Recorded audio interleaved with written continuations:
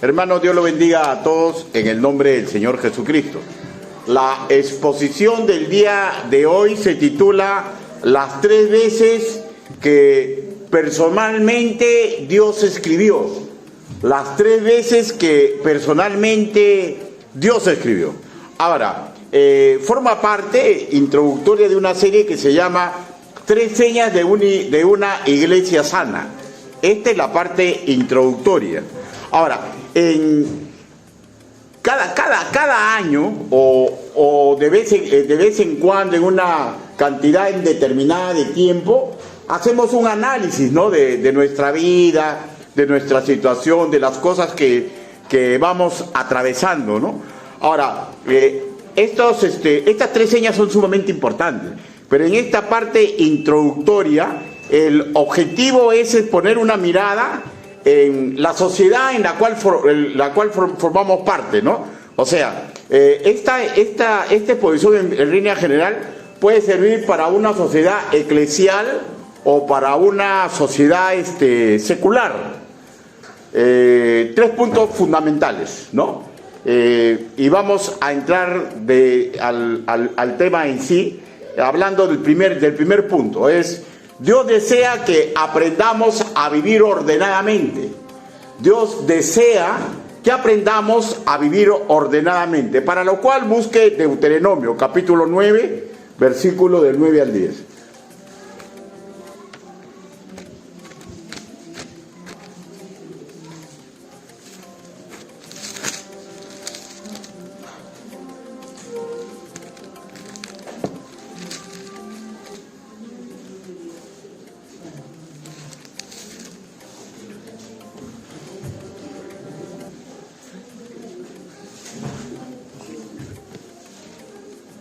¿Lo tenemos, hermanos? Deuteronomio, capítulo 9, del 9 al 10. Con excepción de los que están delicaditos de salud, se le va a pedir al resto de la congregación que se ponga de pie.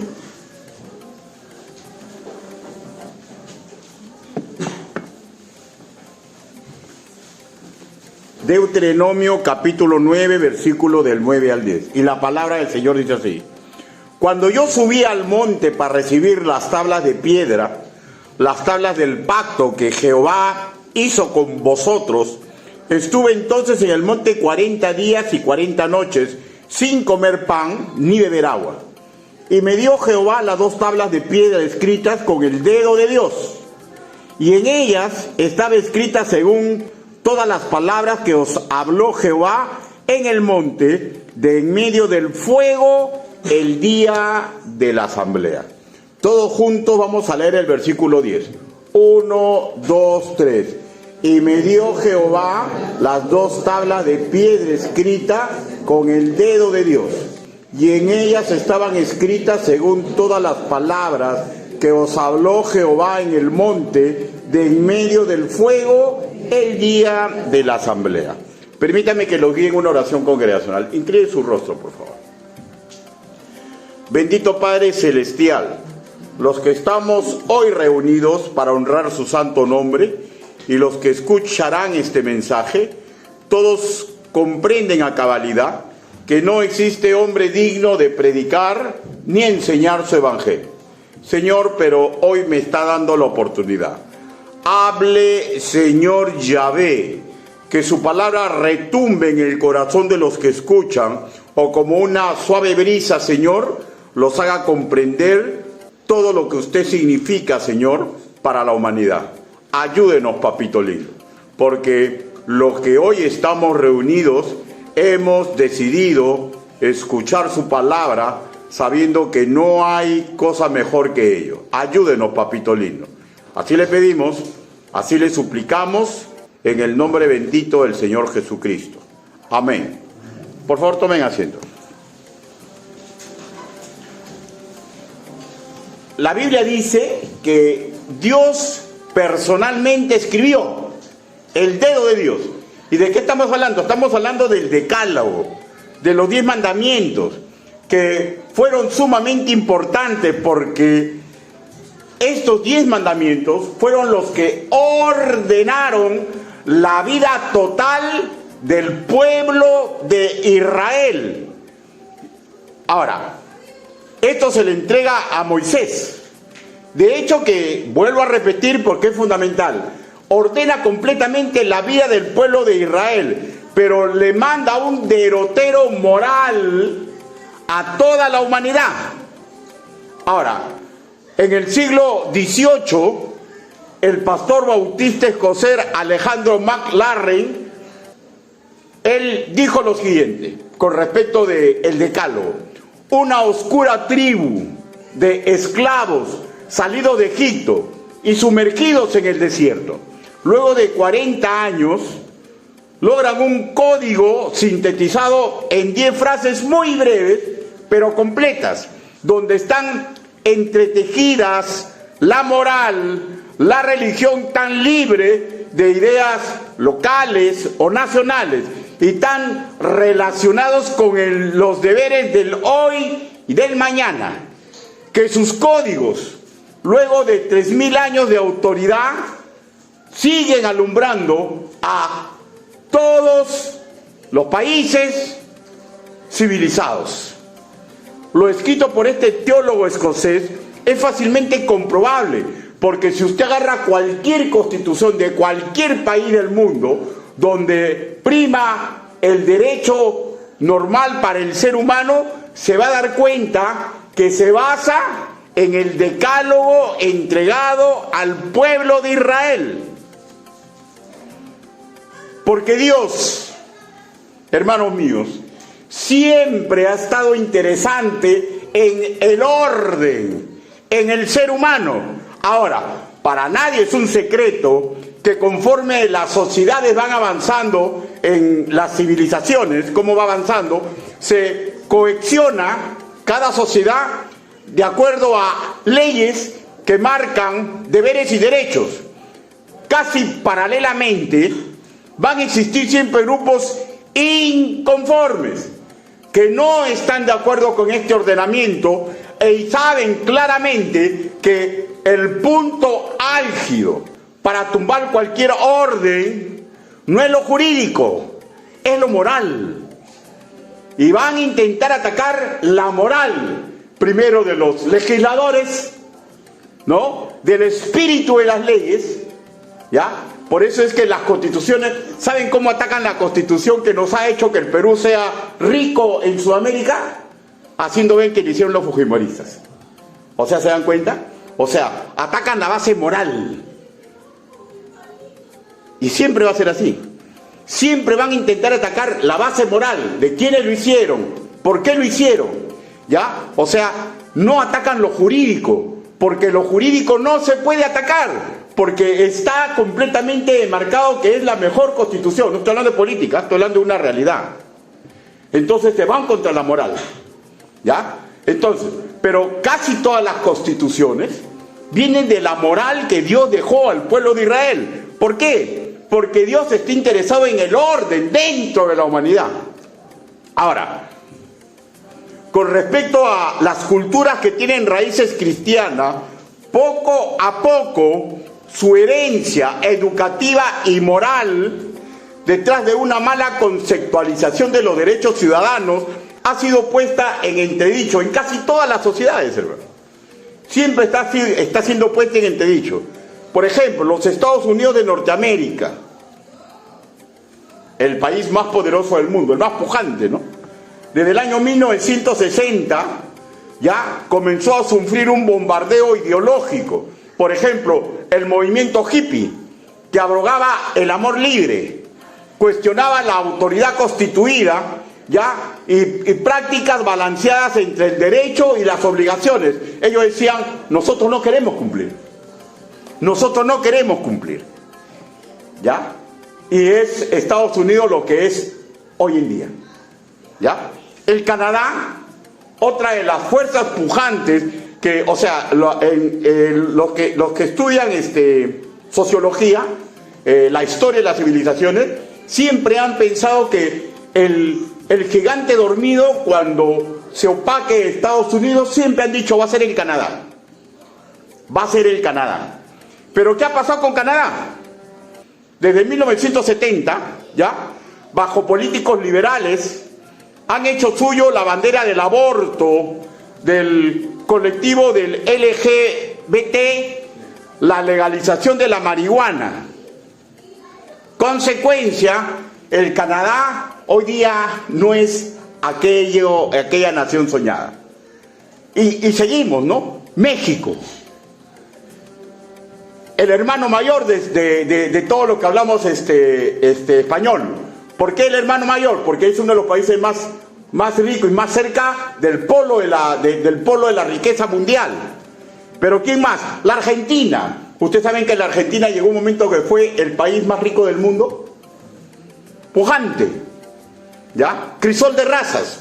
Uruguay, chiquito, pero el país más culto de América. Venezuela, ¿no? El gigante económico.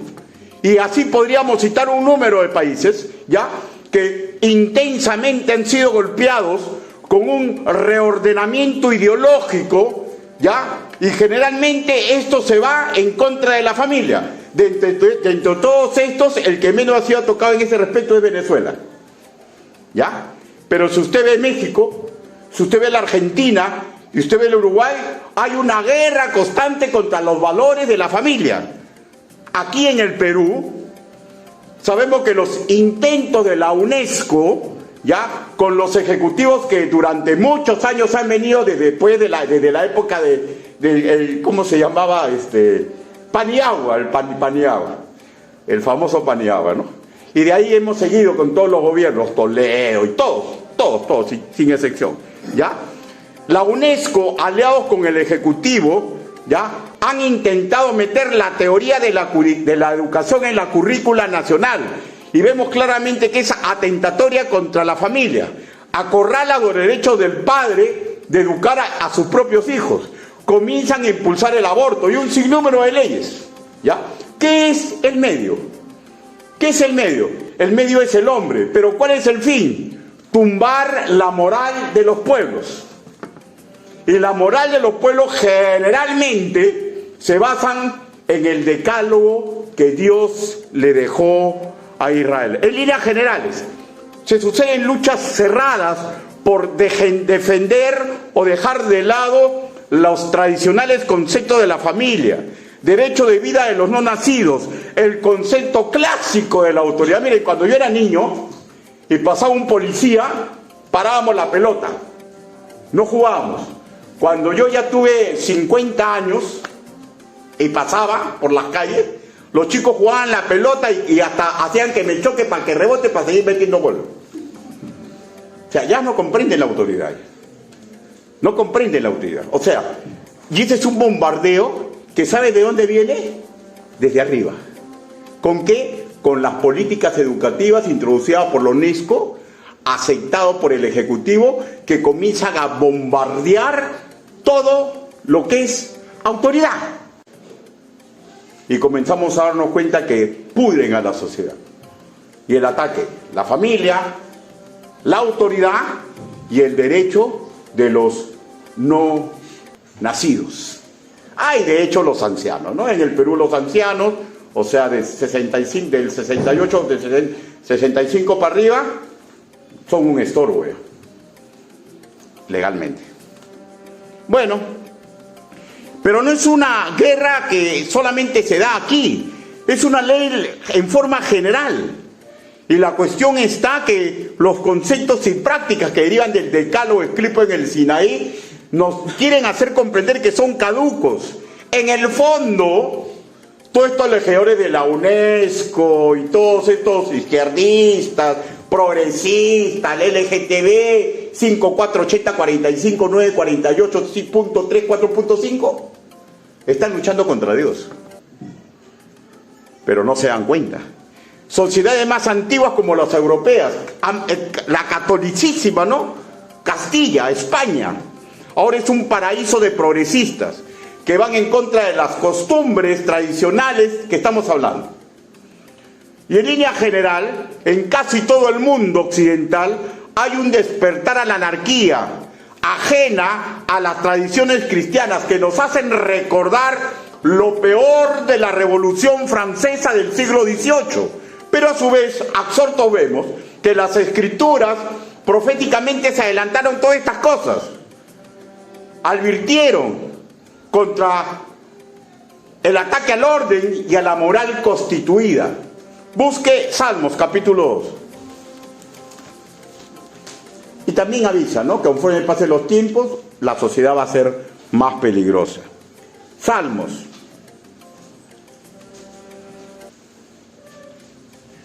Capítulo 2.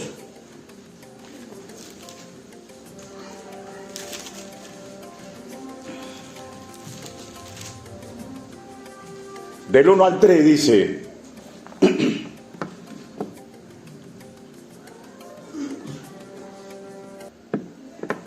¿por qué se amotinan las gentes y los pueblos piensan cosas vanas? Se levantarán los reyes de la tierra y príncipes consultarán unidos contra Jehová y contra su ungido, diciendo: rompamos las ligaduras y echemos de nosotros sus cuerdas. Es casi increíble lo que ha pasado en el Perú.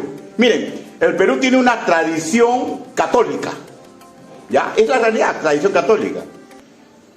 Toledo, ¿se acuerdan del Cholo Sagrado? ¿Qué es lo primero que hizo? Fue a sus quipus. Se disfrazó del Inca y comenzó a loar a dioses extraños de las Escrituras, ¿no? En Venezuela, ¿qué hizo el señor Chávez, que ya yace en una tumba y sabemos dónde está? Comenzó a meterse en brujería. Gente con tradición católica. O sea, ¿dónde empieza eso? Empieza en el más alto rango. Y podemos ver a un líder entre el grupo más amplio de la cristiandad, ¿ya?, que vemos que utiliza cosas que son completamente satánicas. ¿Dónde empieza? Empieza de arriba y va descendiendo poquito a poco. La cuestión, hermanos míos, que estamos llegando a un punto en que nos hace recordar lo peor de la Revolución Francesa. Es terrible. Lo que está sucediendo es terrible en muchos países. Y tira a peor. La anarquía, el desorden, el irrespeto a la autoridad, siempre van a traer consecuencias negativas para la humanidad. Y siempre va a ser así, y Dios no lo quiere. ¿Se acuerdan Chile? El boom económico, Chile. Todos querían ser como Chile. ¿Y qué pasó en nuestros hermanos del sur? De repente subieron un poquito los pasajes de la línea, así como el metropolitano, una cosa minúscula, y comenzaron a quemar, a comenzar revueltas, y cuando terminaron las revueltas, ¿saben cuántos arrojaron de pérdidas? 4.500 millones de dólares. ¿Ya? El comercio se cayó al 10%, perdieron 100.000 plazas de trabajo, su crecimiento económico cayó del 2.5 al 1.9. O sea, el país pujante terminó por la pata de los caballos. Y al final, ¿qué lograron? Lograron que no suba esos 20 centavos de pasaje. Y los jóvenes hemos triunfado. ¿Qué más lograron? Lograron un plebiscito para hacer una constitución completamente alejado de los moldes de Dios. Pero parece que los chilenos reaccionaron y no han dejado de seguir, pero todo lo que han perdido por ir contra el orden constituido. Aquí no pasó también en el Perú. ¿Quieren algo? Incendian, matan, ¿no? Matan a los mismos manifestantes para echarle la culpa al orden constituido.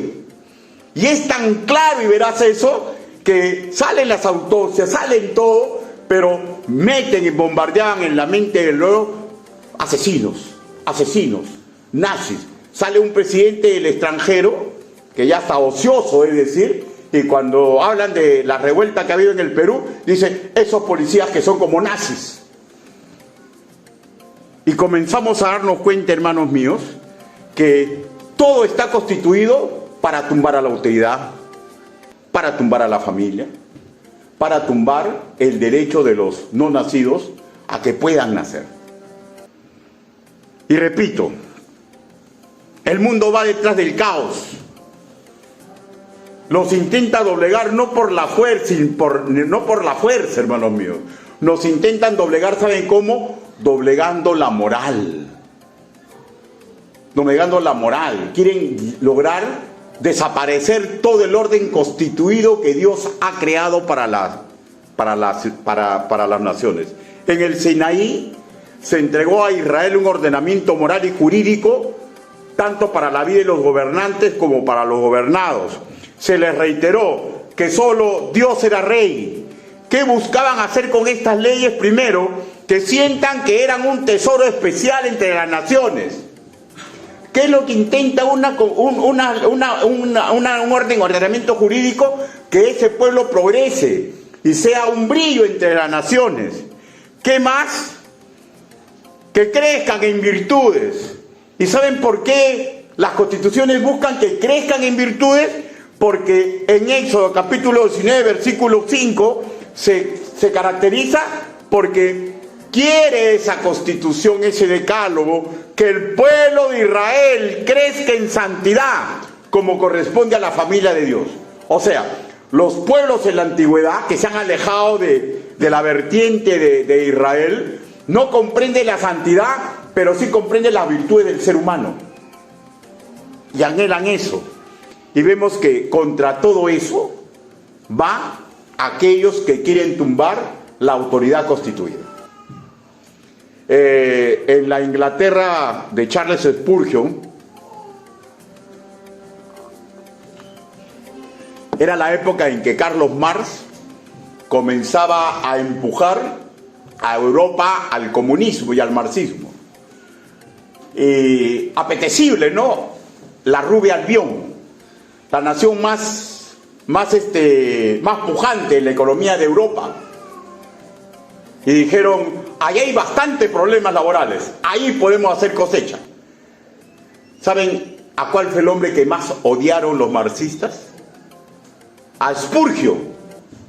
Porque Spurgeon desde un púlpito hablaba de las leyes de su nación, que eran fiel reflejo del decálogo, para que ellos sean la nación más pujante del mundo. Consecuencia, los marxistas lo odiaron.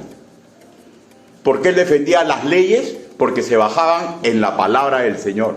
Y decía que su sociedad efectivamente era injusta, pero si cambiaban esas leyes, iba a ser la hecatombe. Claro. Sí, tontería de derechistas. ¿Cómo terminó la URSS? Unión de Repúblicas Socialistas Soviéticas, donde tumbaron lo que fue la familia, donde tumbaron lo que era la libre expresión, donde comenzaron a fusilar a las minorías. ¿Qué pasó con la URSS?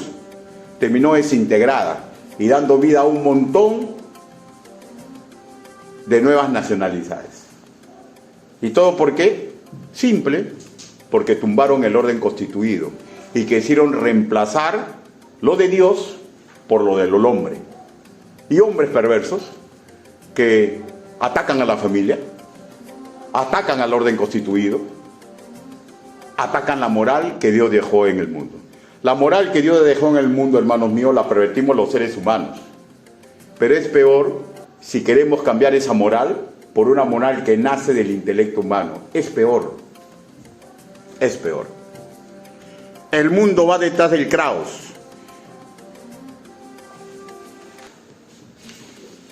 Y Dios no desea eso. La verdad indica que nuestra naturaleza pecaminosa siempre va a resistir el orden. Nuestra naturaleza pecaminosa se deleita en el desorden. Y el trabajo de los educadores en cualquier nación, y ahí se tienen que sumar los pastores, hermanos míos, es que las personas que se guían mediante una constitución, en el caso nosotros con la Biblia, tienen que comprender que los deberes van delante de los derechos. Los deberes van delante que los derechos. Y cuando un pueblo logra despertar a esa realidad bíblica, los brotes de anarquía, de desorden, comienzan a disiparse y comienza a comprender ese pueblo que es un tesoro especial. ¿Y saben cómo se da cuenta? No solamente por la salvación, que es gratuita, porque es algo que no se ve, es algo que se cree por fe y se sabe por conocimiento. ¿Saben cómo se da cuenta que es un tesoro especial? Escúchenme, escúchenme. Porque alcohólicos dejan de ser alcohólicos. Porque promiscuos dejan de ser promiscuos. Porque hombres que no estimaban a sus hijos comienzan a darse cuenta cómo han fallado, intentan retornar el camino. Porque comienzan a ser reeducados, porque comprenden que son un tesoro especial para brillar en este mundo con una luz, para alumbrar la luz de Cristo, porque Cristo ya no está, pero ha dejado su tesoro especial para que alumbre en un mundo oscuro, hermanos míos. Pero para que esto ocurra, se nos tiene que resetear el chip, comprender que mis derechos van detrás de mis obligaciones. Hasta que eso no sea un chip del creyente, no va a poder ser un tesoro. Por eso que el Señor te dice, ¿no? Y me dice a mí, todo te es permitido, pero ¿todo te conviene? No, Señor. Lo que me conviene es vivir con tus principios, con tus preceptos y con los modelos que tú dejaste en las Escrituras. Por ello es indispensable, hermanos míos, que nosotros aprendamos el respeto a las autoridades. Yo no puedo decir que respeto a Dios si no respeto los parámetros, modelos y principios que me ponen las Escrituras. Yo no puedo decir que respeto a Dios si me importa un pepino lo que hace y dice mi padre. Yo no puedo decir que respeto a Dios si no estoy respetando a mis hijos para ayudarlos a que florezcan como es la visión de Dios. Yo no puedo decir que respeto a Dios, ¿ya?, si no estoy comprendiendo el mandato para la iglesia y se suman coherentemente para evangelizar el mundo. Yo no puedo decir que respeto el orden de Dios cuando no estoy comprendiendo que uno tiene que venir a la iglesia no solamente para adorar a Dios, sino ¿para qué? Para ser educado. Porque ¿saben lo que escribió Pablo a Timoteo? Le escribió así: te escribo para que sepas cómo debes conducirte en la casa de Dios, que es iglesia de Dios vivo, columna y sostén de la verdad. Ahora, lo interesante de este asunto, que cuando uno le hace un exégesis a 1 Timoteo capítulo 3 versículo 15, no está hablando solamente del templo, sino está hablando de cómo debe comportarse el Hijo de Dios fuera del templo. ¿Pero dónde te enseñan eso? Dentro del templo. Dentro del templo. Dentro del templo te enseñan cómo debes comportarte con tus patrones, cómo debes comportarte con tus empleados, cómo debes comportarte con la autoridad constituida, cómo debes comportarte con tus padres, con tus hijos, cómo debes comportarte incluso cuando te vas a jugar béisbol o cuando te vas a jugar fulbito. Y llegamos al segundo reglón. Dios no desea que retemos su santidad. Dios no desea que retemos su santidad. Daniel, capítulo 5.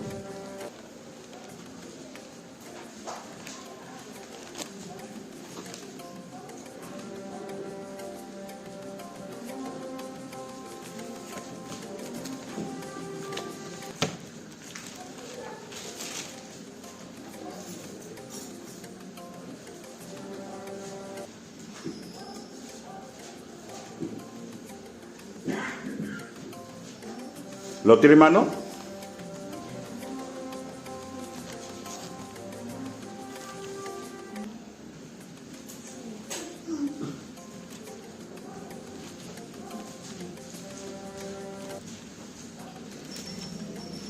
Daniel capítulo 5, versículo del 1 al 5.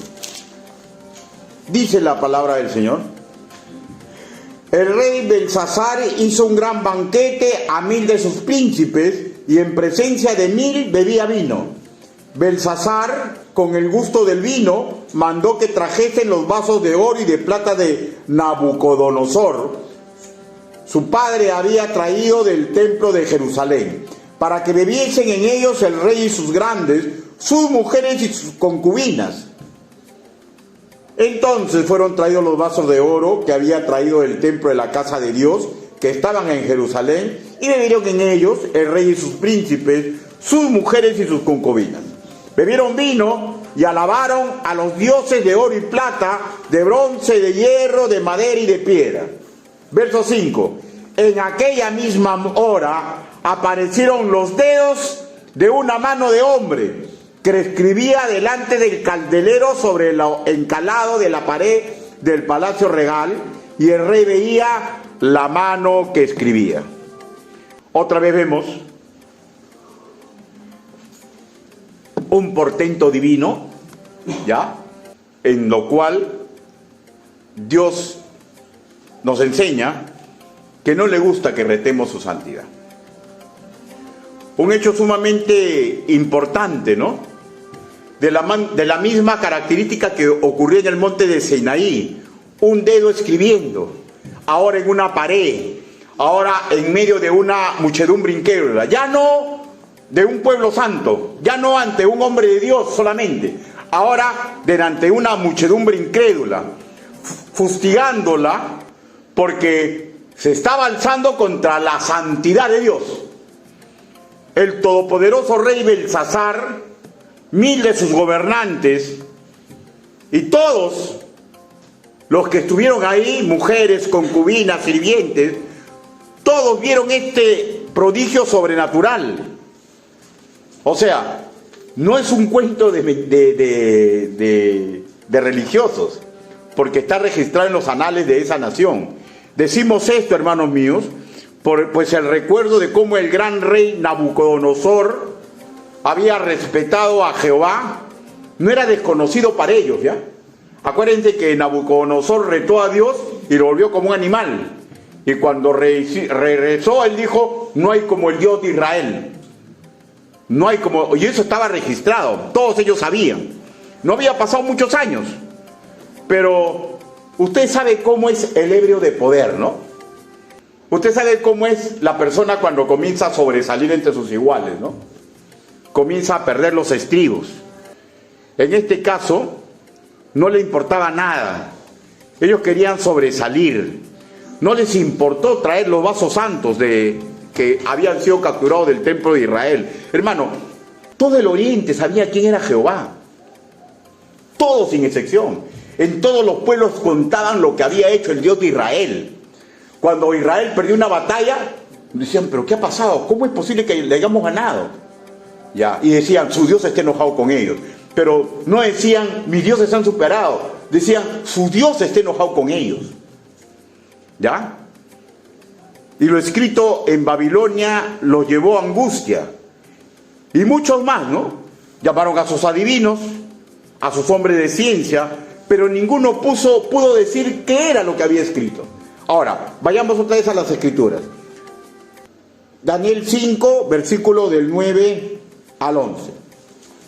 Entonces el rey Belsasar se turbó sobremanera y palideció, y sus príncipes estaban perplejos. La reina, con las palabras del rey y de sus príncipes, entró a la sala del banquete y dijo, Rey, vive para siempre, no se turbe tus pensamientos, ni palidezca tu rostro. En tu reino hay un hombre en el cual mora el espíritu de los dioses santos, ¿ya? Y en los días de tu padre se halló en él luz, inteligencia y sabiduría, como sabiduría de los dioses, al que el rey Nabucodonosor, tu padre, oh rey, constituyó jefe sobre todos los magos, astrólogos, caldeos y adivinos. O sea, su padre es su abuelo, ¿ya? Pero es de la casa de él, ¿ya? 12. Por cuanto fue hallado en él mayor espíritu y ciencia y entendimiento para interpretar sueños y descifrar enigmas y resolver dudas, esto es en Daniel, el cual el rey puso por sobre Belsasar, llámese pues ahora Daniel, y él te dará la interpretación. Entonces, hermanos míos, Daniel le llevaba a la presencia de Belsasar y explica el correcto significado de esta palabra. Verso 25 al 28. dice, y la escritura que trazó es Mene, Mene, Tekel, Usparsin. Esta es la interpretación del asunto. Mene, contó Dios tu reino y le ha puesto fin. Tekel, pesado ha sido en balanza y fuiste hallado falso.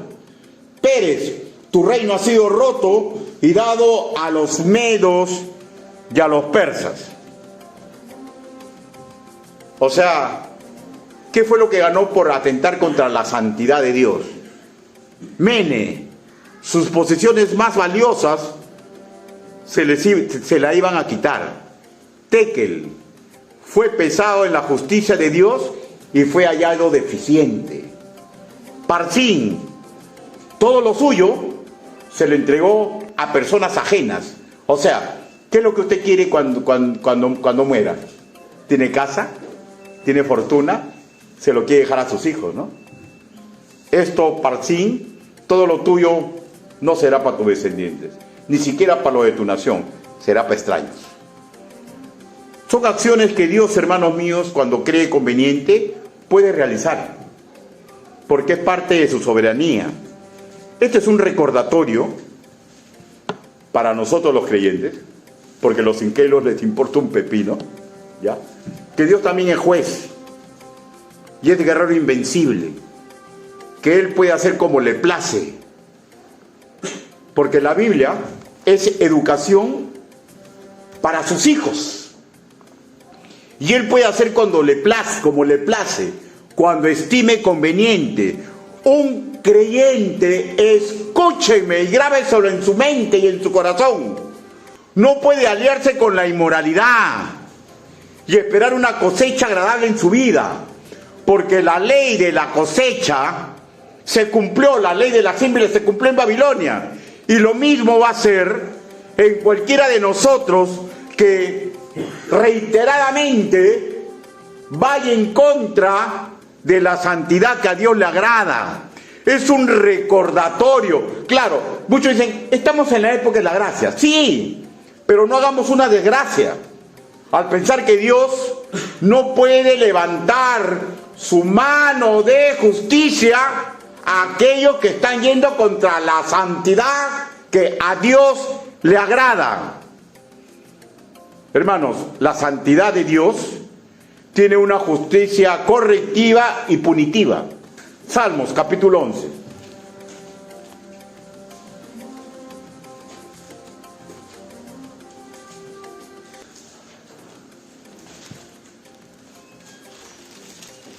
Salmos, capítulo 11. Versículo del 4 al 7.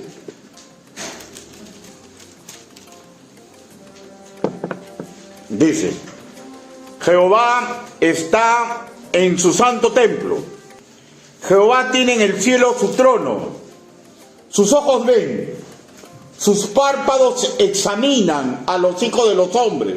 Jehová prueba al justo, pero al malo y al que ama la violencia, su alma los aborrece.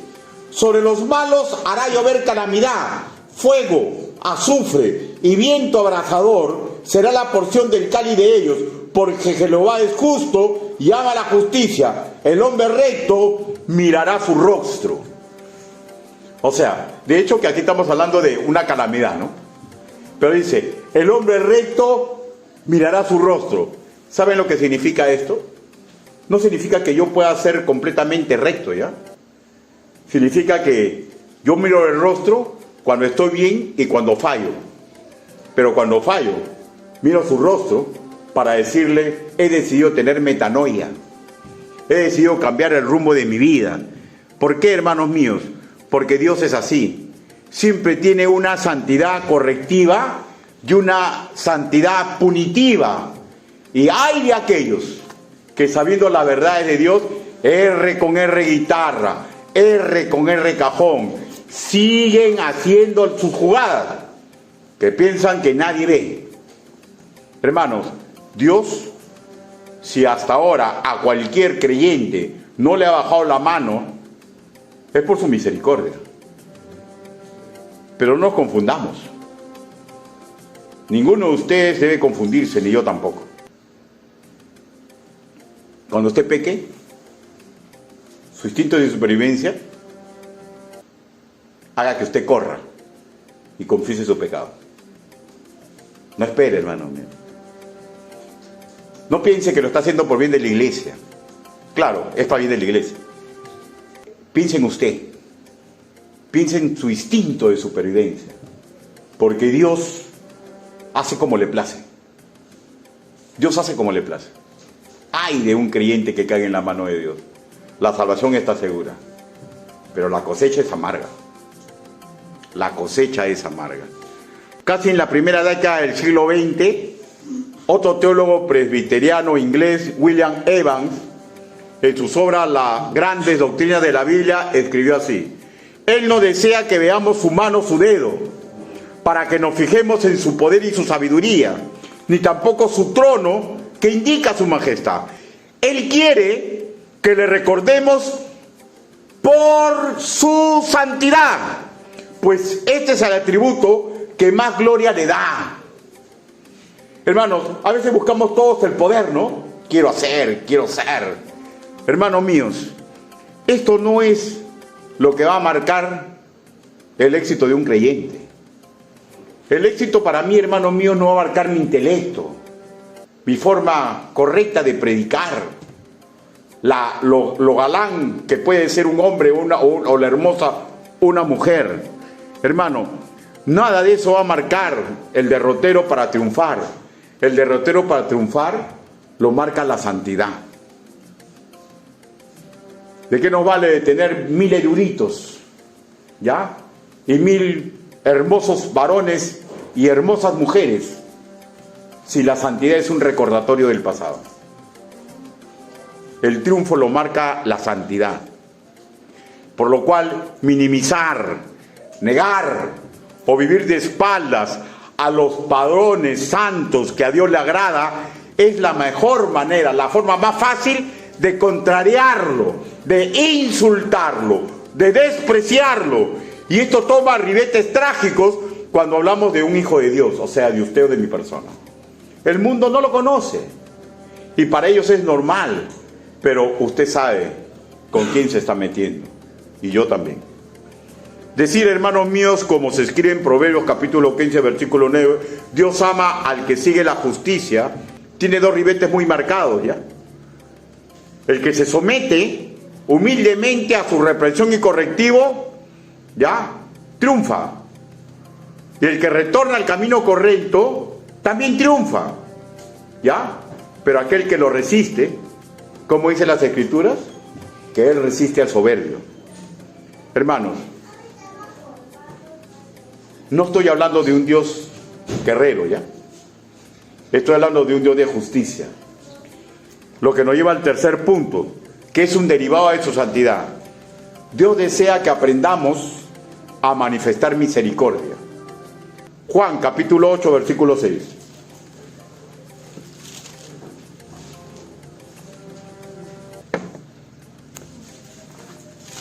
Juan capítulo 8, versículo 6, dice: mas esto decían tentándole para poder acusarle, pero Jesús, inclinados hacia el suelo, escribía en tierra con el dedo. Otra vez vemos, ¿no? ¿Quién está escribiendo? Dios hecho hombre. ¿Con qué está escribiendo? Otra vez con su dedo. ¿Ya? Completemos el cuadro, ¿ya? Con toda la situación que relata Juan. Vayamos al versículo 7 y 9.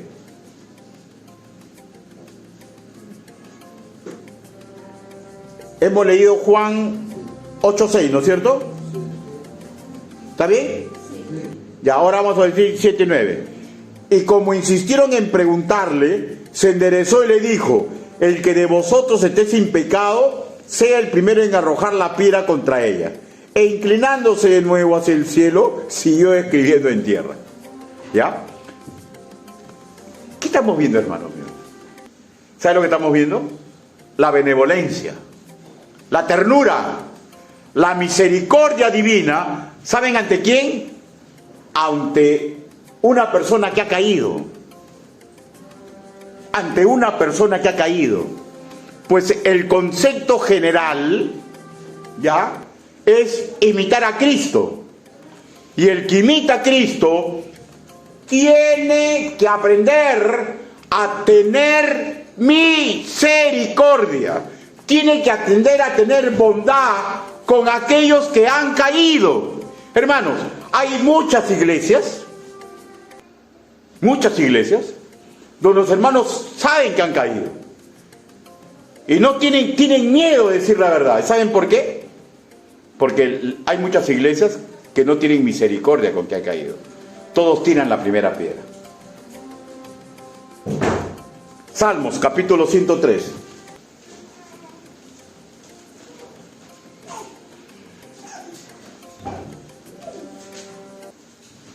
Salmos, capítulo 103. Versículo 8.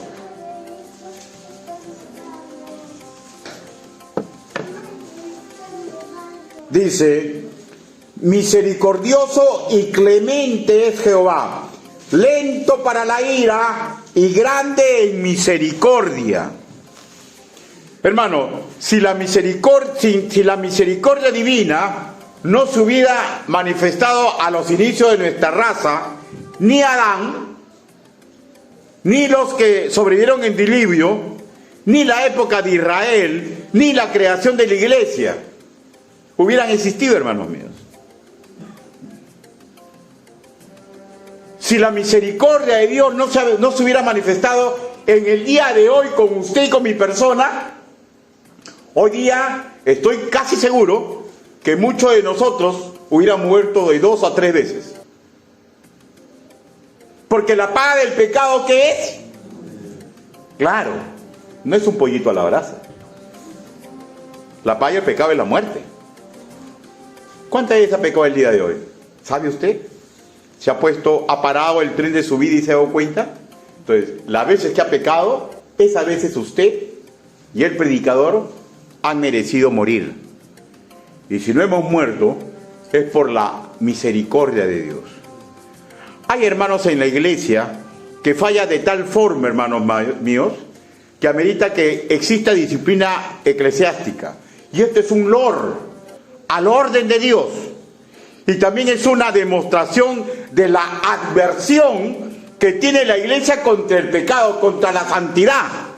Pero recordemos el tercer punto, que no debe estar ajeno a un disciplinado. ¿De qué estoy hablando? De la misericordia, de la bondad, de ayudarlo, de no tirar la primera piedra.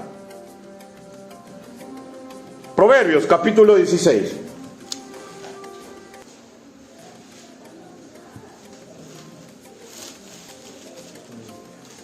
Proverbio, capítulo 16, versículo 6. Con misericordia y verdad se corrige el pecado, y con el temor de Jehová los hombres se apartarán del mal. Dile, con misericordia y verdad se corrige el pecado. Hermano, cuando un hermano ha pecado, ¿ya?, la forma de corregirlo es tener misericordia. No hay otra forma de corregir, de rehabilitar, de hacerle a un hermano que no es el final de su camino, que es un nuevo impulso para seguir trabajando para la gloria de Dios. Una iglesia que no tiene misericordia es una iglesia que no ha comprendido el ABC. ¿Dónde están los que te acusaban?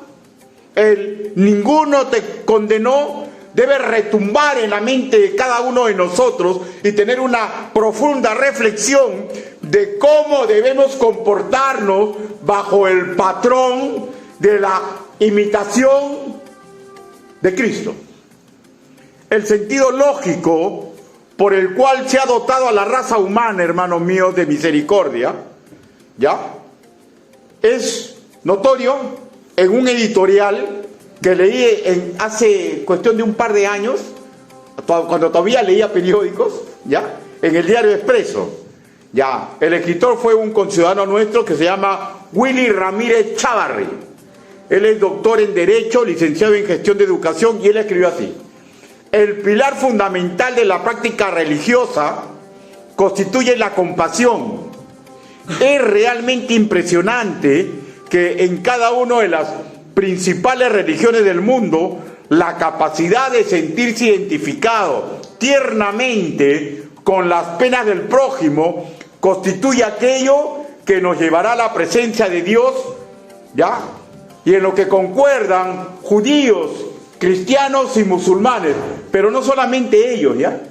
¿Y saben por qué? Porque tener misericordia es que uno está haciendo andar la lámpara de Jehová, la diferenciación entre el bien y el mal.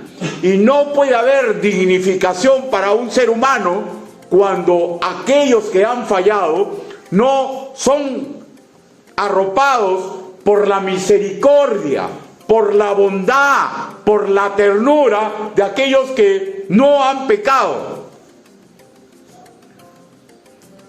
¿Saben lo que decía Buda?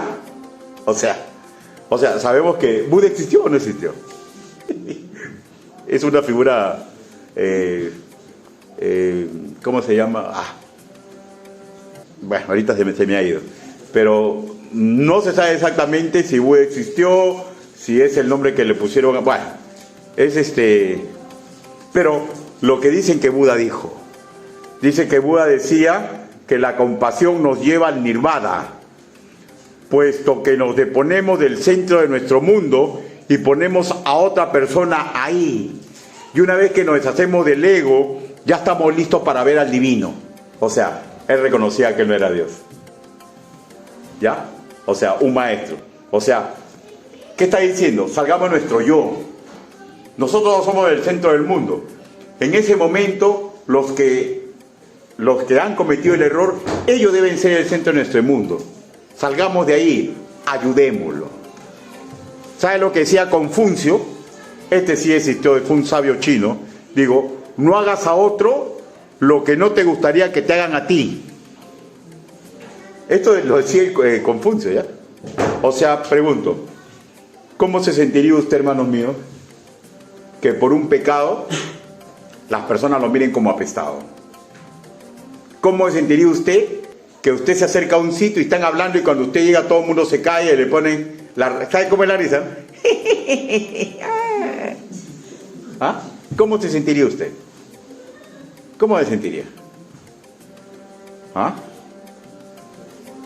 Himmler, un rabino contemporáneo de Jesús, escribió así: lo que es odioso para ti, no lo hagas a tu vecino. ¿Ya? O sea, todo se encamina a lo mismo, a que debemos recibir ese dolor como que probablemente a nosotros nos está llegando. ¿Qué es una familia cristiana? ¿Qué es? Es un cuerpo. ¿Qué pasa con el dedo cuando se pierde el otro dedo? ¿Qué pasa con la cabeza cuando te chacas el dedo? ¿No sufre todo el cuerpo? ¿No somos un cuerpo? ¿No tenemos que tener misericordia entre nosotros? Tenemos que tener orden, tenemos que amar la santidad, pero tenemos que aprender a tener misericordia. Una congregación que pierde la misericordia pierde el camino correcto de Dios. Un nacido de nuevo que está revestido del amor de Dios no le es utópico ser clemente, misericordioso y benévolo. Es el sendero que Dios nos ha trazado y se espera que todo creyente se comporte así. Hermanos míos, ser benigno, misericordioso, como lo fue Emmanuel, Dios con nosotros, nos debe llevar a comprender que no hay una forma diferente de hacer cristianismo. No solamente es amar el orden, no solamente es luchar por la santidad, sino tener misericordia con aquellos que han errado el camino. Conclusiones. hagamos un recuento personal y de congregación, ¿ya? Si estamos viviendo el orden que a Dios le agrada. Si estamos apoyando a la nación donde vivimos. ¿Qué está haciendo usted con el orden? ¿Qué hace usted cuando un policía para el carro? ¿Ah? ¿Qué hace usted cuando está manejando y el semáforo se le pone en rojo? ¿Qué hace usted cuando un presidente en su país comienza a hacer unas leyes, pero como las que dice el señor que mejor no nombro su nombre? ¿Qué hace? Molesta, ¿no? Pero comenzamos a hablar ajos y cebollas contra él. Es el orden constituido. Nuestros hijos nos están escuchando. Hagamos un recuento. ¿Qué hacemos con la santidad que a Dios le agrada? ¿Está luchando para usted para ser puro? ¿Está luchando usted para ser casto? ¿Está luchando usted para manejar correctamente su lengua? ¿Está usted luchando para manejar correctamente su mente? ¿Está luchando contra eso? Sí, pastor, pero difícil, no puedo. ¿Está pidiendo ayuda? ¿Está pidiendo ayuda?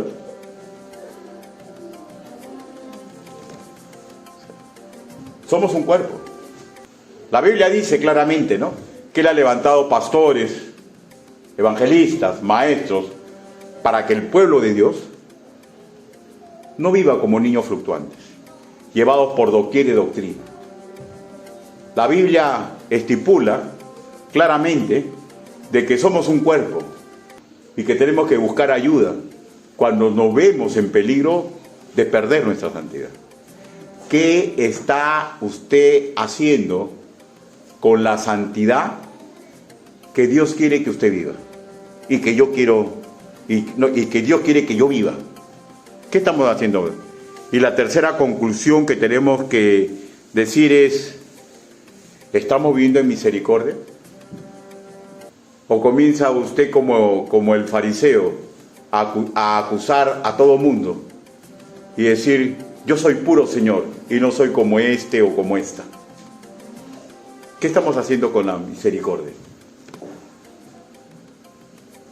Y por último, hermanos míos,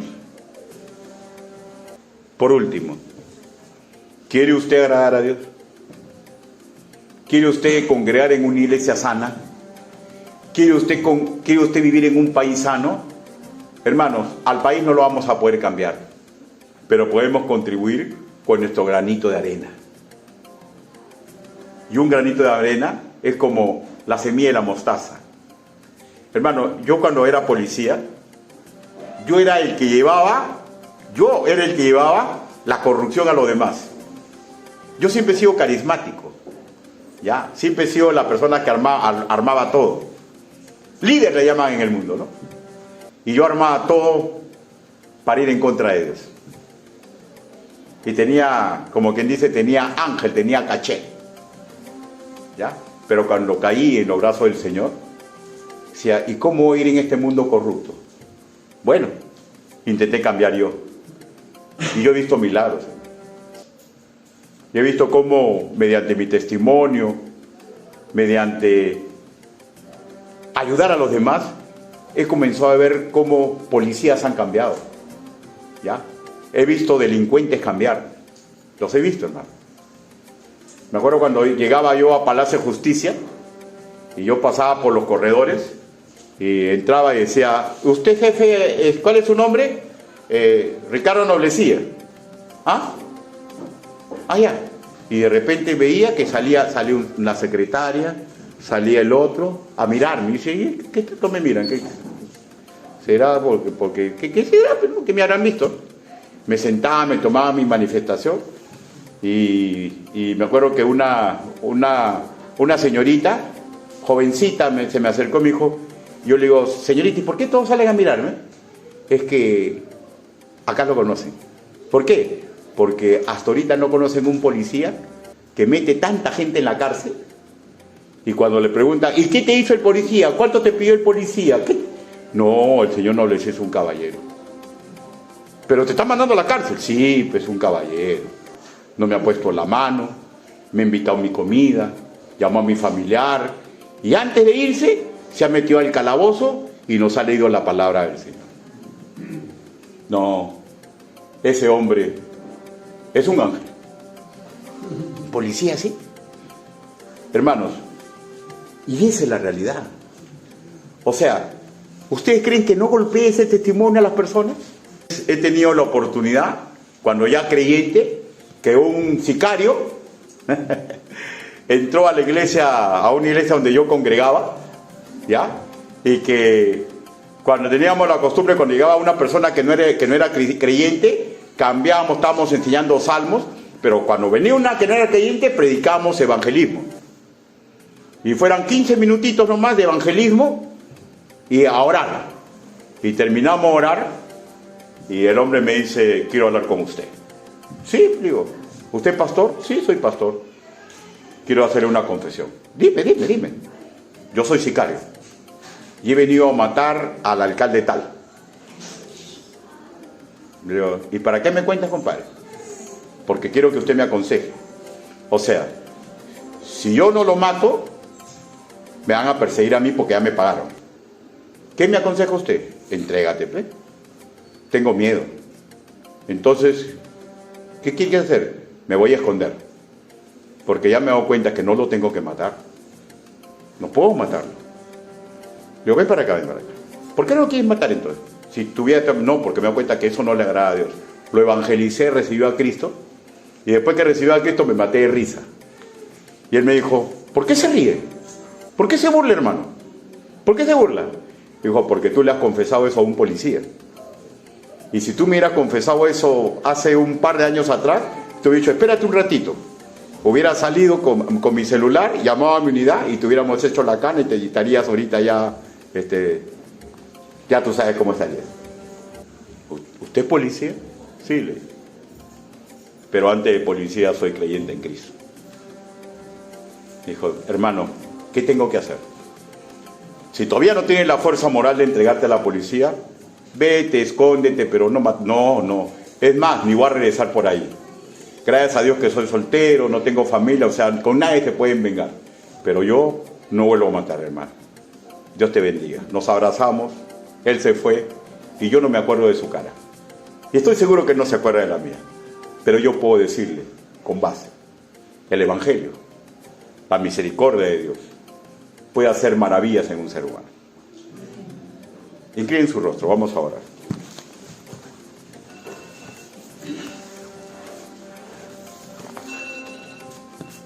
Bendito Padre Celestial, Señor, le damos gracias, Señor, porque usted, bendito Padre, le ha entregado a la humanidad, Señor, su palabra, Señor, donde nos enseña su orden, donde nos enseña, Señor, que a usted no le agrada, Señor, que vayamos detrás de inmoralidades, Señor.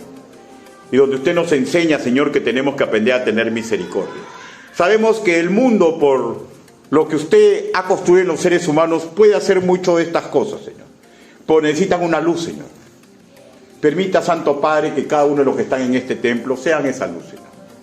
Que irradien su orden, su santidad, su misericordia, Señor. Mucho más allá de los trabajos eclesiales, Señor. Ayúdenos, Padre. Protéjanos, Padre. Quiero hacer una invitación. Puede hacer que a alguno de ustedes aún no ha recibido a Cristo como su Señor y Salvador. Dios tiene misericordia para usted. Y Dios quiere reordenar su vida. No se asuste si su santidad ha sido pisoteada por usted mismo.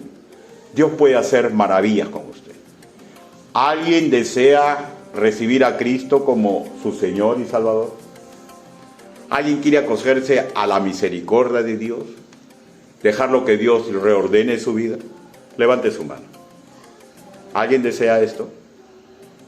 Levante su mano. Quiero cambiar la invitación. ¿Siente usted que se le acaba la misericordia? ¿Siente usted de que el orden de Dios le es difícil para usted? ¿Siente que tiene peligro ya inminente de perder su santidad? Permítame orar por usted. levante y baje inmediatamente su mano.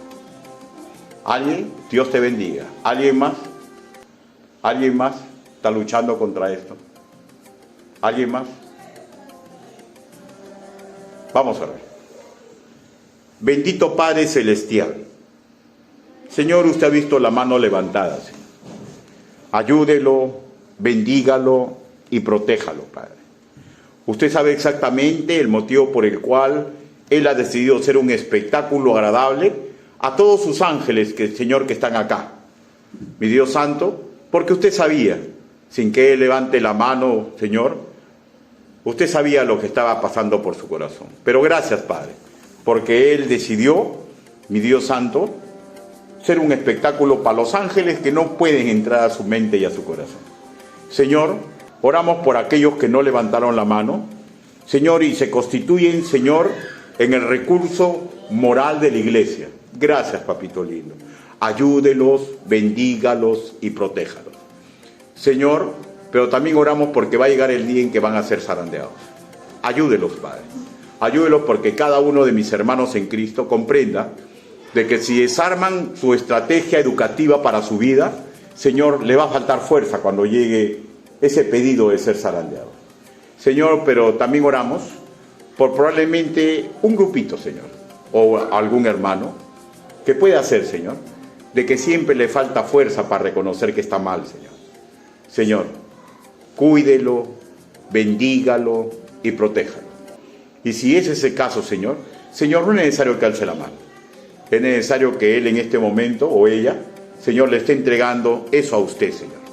Porque usted, mi Dios Santo, ve los corazones. Ayúdelos, bendígalos, Señor. Señor, y le pido por mi persona. Mi Dios Santo, no permita, Señor, que yo sea un mal ejemplo para mi congregación. Ayúdeme, Señor, porque soy un hombre común y corriente, que sufro mucha presión en este mundo, Señor. No permita que claudique. Ayúdeme, papito lindo, porque yo sé que varias veces debería morir en el día, Señor.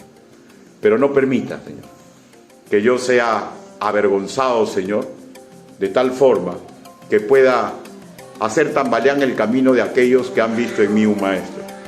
Ayúdeme a mí, ayude a mi congregación. Así le pedimos, así le suplicamos, en el nombre bendito del Señor Jesucristo. Dios lo bendiga, hermano.